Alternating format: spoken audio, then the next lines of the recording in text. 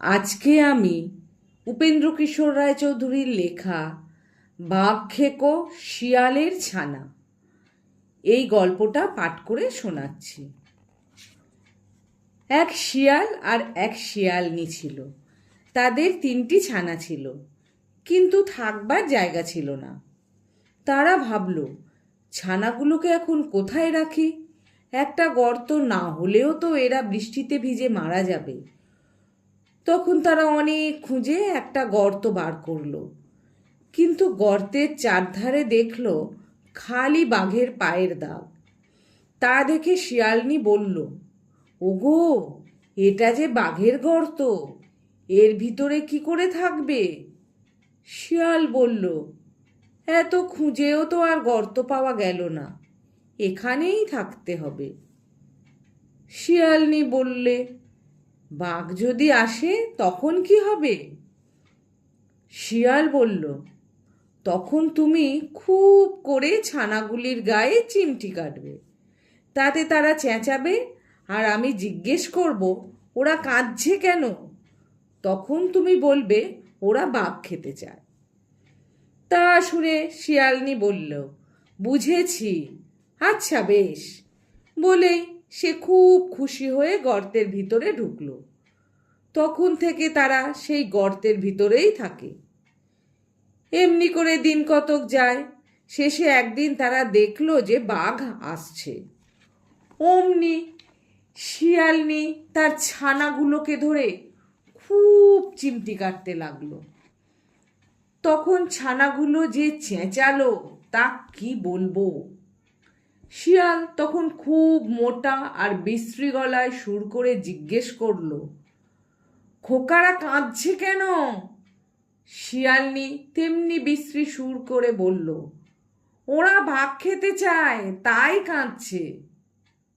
বাঘ তখন গর্তের দিকে আসছিল।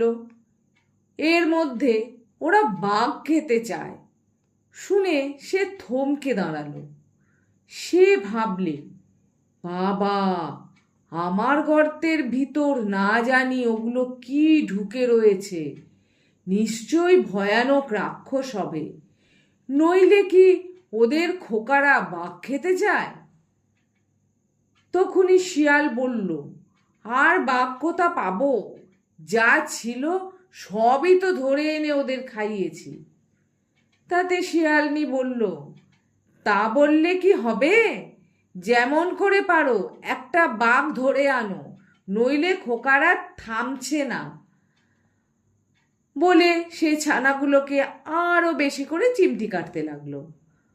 তখন শিয়াল বলল, আচ্ছা, রোসো রোসো, ওই যে একটা বাঘ আসছে, আমার ঝপাংটা দাও, এক্ষুনি ওকে ভতাং করি। ঝপাং বলেও কিছু নেই, ভতাং বলেও কিচ্ছু নেই, সব শিয়ালের ফাঁকি। বাঘের কিন্তু সেই ঝপাং আর ভতাং শুনেই প্রাণ উড়ে গেল। সে ভাবল, মা গো, এই বেলা পালাই, নইলে না জানি কি দিয়ে কি করবে এসে। বলে সে আর সেখানে একটুও দাঁড়ালো না। শিয়াল চেয়ে দেখলো যে সে লাফে লাফে ঝোপ জঙ্গল ডিঙিয়ে ছুটে পালাচ্ছে। তখন শিয়াল আর শিয়ালনি লম্বা নিঃশ্বাস ছেড়ে বলে, যাক, আপদ কেটে গেছে। বাঘ তখনও এমনি ছুটছে যে তেমন আর সে কখনো ছোটেনি।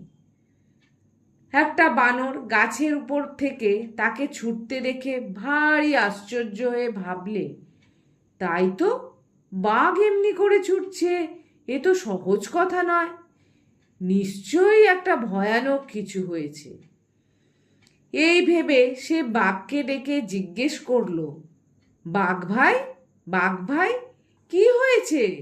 তুমি যে অমন করে ছুটে পালাচ্ছ? বাঘ হাঁপাতে হাঁপাতে বলল, সাধে কি পালাচ্ছি, নইলে এক্ষুনি আমাকে ধরে খেত। বানর বলল, তোমাকে ধরে খায় এমন কোনো জানোয়ারের কথা তো আমি জানি না, ও কথা আমার বিশ্বাস হচ্ছে না। বাঘ বলল, সেখানে থাকতে বাপু, তবে দেখতুম। দূর থেকে অমনি করে সকলেই বলতে পারে। বানর বলল, আমি যদি সেখানে থাকতুম তবে তোমাকে বুঝিয়ে দিতুম যে সেখানে কিছু নেই। তুমি বোকা, তাই মিছিমিছি অত ভয় পেয়েছ। এ কথায় বাঘের ভারী রাগ হলো। সে বলল, বটে আমি বোকা, আর তোমার বুঝি ঢের বুদ্ধি। চলো তো একবার সেখানে যাই। বানর বলল, যাব বই কি, যদি আমাকে পিঠে করে নিয়ে যাও। বাঘ বলল, তাই সই, আমার পিঠে বসেই চলো। এই বলে সে বানরকে পিঠে করে আবার গর্তের দিকে ফিরে চলল। শিয়াল আর শিয়ালনি সবে ছানাদের শান্ত করে একটু বসেছে, আর অমনি দেখে বানরকে পিঠে করে বাঘ আবার আসছে। তখন শিয়ালনি তাড়াতাড়ি ছুটে গিয়ে আবার ছানাগুলোকে চিমটি কাটতে লাগলো। ছানাগুলো ভূতের মতো চেঁচাতে শুরু করলো। তখন শিয়াল আবার সেই রকম সুর করে বলল, আরে থামো থামো, অত চেঁচিও না, অসুখ করবে। শিয়ালনি বলল, আমি বলছি যতক্ষণ না একটা বাঘ এনে এদের খেতে দেবে ততক্ষণ এরা কিছুতেই থামবে না। শিয়াল বলল, আমি যে ওদের মামাকে বাঘ আনতে পাঠিয়েছি, এক্ষুনি সে বাঘ নিয়ে আসবে, তোমরা থামো। তারপর একটু চুপ করেই সে আবার বলল, ওই ওই ওই যে তোদের বাঁদর মামা একটা বাঘ ধরে এনেছে, আর কাঁদিস নে, শিগগিরই ঝপাংটা দে, ভতাং করি। বানরের এতক্ষণ খুব সাহস ছিল, কিন্তু ঝপাং আর ভতাংয়ের কথা শুনে আর সে বসে থাকতে পারল না। সে এক লাফে একটা গাছে উঠে দেখতে দেখতে কোথায় পালিয়ে গেল। আর বাঘের কথা কি আর বলবো, সে যে সেইখান থেকে ছুট দিল, দুদিনের মধ্যে আর দাঁড়াই না।